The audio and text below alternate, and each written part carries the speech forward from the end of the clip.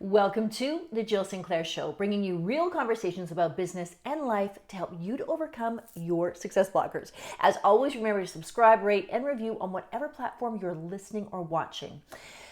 Expectations. Some people say that I have really high expectations, and I say, are they really high or are they really clear? Because what I'm seeing in life is many people do not have clear expectations. So they're not used to someone who has expectations. So they claim they're high expectations and that they cannot be met. So let's unravel this a little bit. Let's look at how do we manage expectations of other people as well.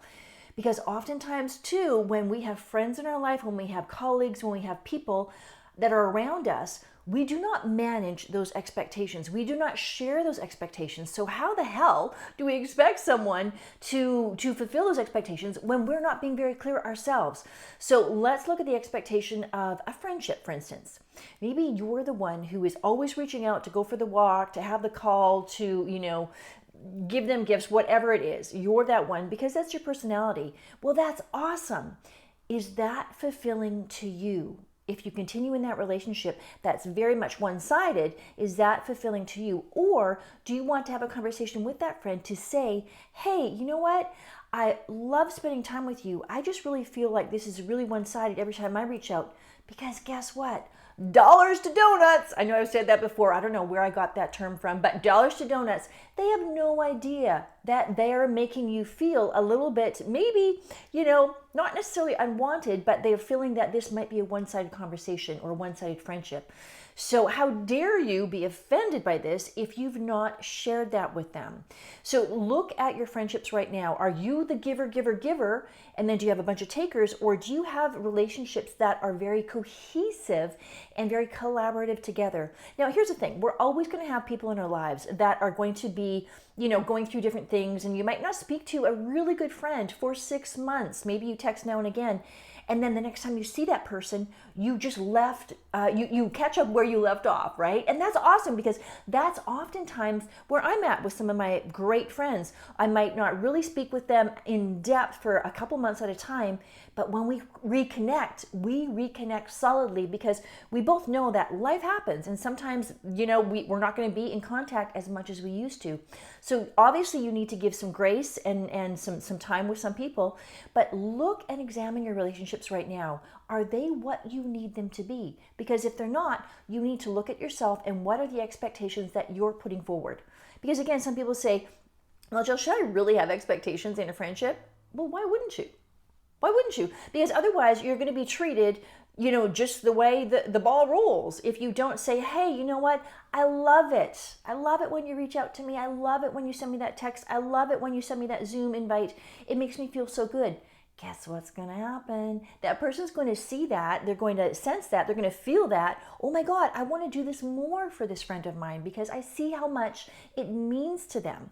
Now, let's look at expectations in relationships. We're talking love relationships here.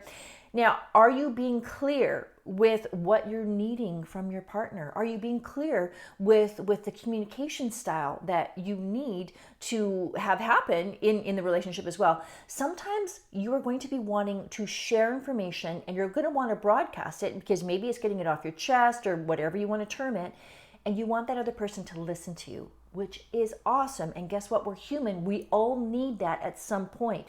Sometimes you're going to want that person's opinion. So remember when you're sharing with them, let them know ahead of time. Hey, you know what? I need to share some stuff and I need you to be a listening point for me. Are you cool with that right now? And it has to be both ways. Just because you feel like sharing, they might not be in the headspace at that time to listen and just listen. So remember, communication is a sharing and understanding of information. So share that information with them and don't have an expectation of them if you don't share that expectation of them. Remember, you're setting clear ground rules for your communication, and guess what? it actually gets easier. It doesn't get harder with this. It gets easier with this because you're able to share with that person what your expectations are. Remember, clear expectations are going to get clear results. Clear expectations are going to have clear communication. So making sure as well, though, that that other person isn't always going to be, oh, hey, I don't have time. No, no, no. You carve out that time to have that conversation, but you need to make sure when you're having that conversation, if you're just wanting to broadcast and get it off your chest, that you're very clear about that. Otherwise, it could be not received well from that partner of yours. So making sure that you're always very, very clear with that. And then if you want their opinion, make sure that's actually what you want. Because oftentimes when we're sharing information and we say, yeah, I'd like your opinion on this, when in actuality, what we're wanting their affirmations that what we're saying is true and what we're saying is right. We want them basically to have a stamp of approval on what we're saying. We're literally not wanting their opinion. So careful, if you're asking for an opinion, you need to open that beautiful mind of yours to receive that opinion without judgment and hold that and weigh that and see if that is something that is in fact good as well. So again, expectations should be clear and it should be a beautiful conversation. There shouldn't be a lot of rules because it's not about rules. It's about honoring one another with your communication and the expectations that you have. Now, what about work expectations? Work expectations, it's interesting because a lot of people think that, if you have the hierarchy, the CEO, the managers, or this or that, then it should be clear communication. Tell you what, it's not clear communication. Ding, ding, ding, ding. It is not clear communication. Most people, just because they've been promoted into a manager position or maybe promoted into a CEO position, they're not necessarily equipped with high level communication. So sometimes what you're going to need to do is literally have a meeting with that person one-to-one and say, hey, I would love to have a conversation about our communication and how we're communicating with each other for the success of the business. And eke out that time.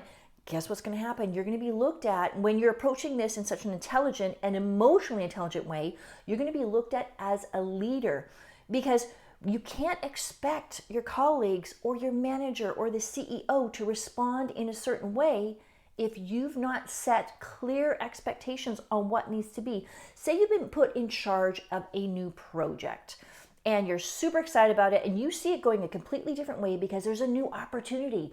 So what happens? Well, you have to communicate that, because if the CEO or your manager has this opinion of what should be happening, yet you want to take it this way and you start, going off the tracks on this, which could potentially be an amazing idea, but you haven't communicated that, well, guess what's going to happen? They're going to think that you're just being a renegade and going your own way for no apparent reason, but being selfish or full of ego or whatever it is. If you share with them, hey, I love this new project you've set me on, and these are the ideas that I have, and this is why they'll work, A, B, C, D, whatever it is. You communicate with that, guess what's going to happen? Your manager is going to go, oh, did not see that. Now I do. Awesome, let's get this together. And you're going to pull them into agreement with the expectation of what you're needing. Does that make sense? I hope that makes sense, because again, if you're not clear with your expectation of any of these relationships, whether it be a friendship, a romantic relationship, a partnership, or a business relationship, if you are not crystal clear, how dare you have expectations? Because people don't have the same expectations as you do. And often, let's go back to people suggesting that I have high expectations. Well, you know what? I do have high expectations, and I also have clear expectations, depending on what situation I'm in life. And my high expectations, I personally have to manage that with some other people in my life, because I know how I would respond as a friend, as a business partner, as whatever, and I know the level of commitment that I will bring is not often the level of commitment that someone else will bring. So I personally have to manage my expectations, because I have to understand that, you know what, Jill? This person isn't wired like you. They will not bring it like you'll bring it. They will not do it like you'll do it. Not necessarily like I need to be done, but to get to the end result. So you have to manage your expectations, because even though you might be very clear with what you're looking for, they might not be able to deliver it. And that is something that has become very, very clear the older I get in life, is people they can't deliver on some things. And I just have to understand, you know what, Jill?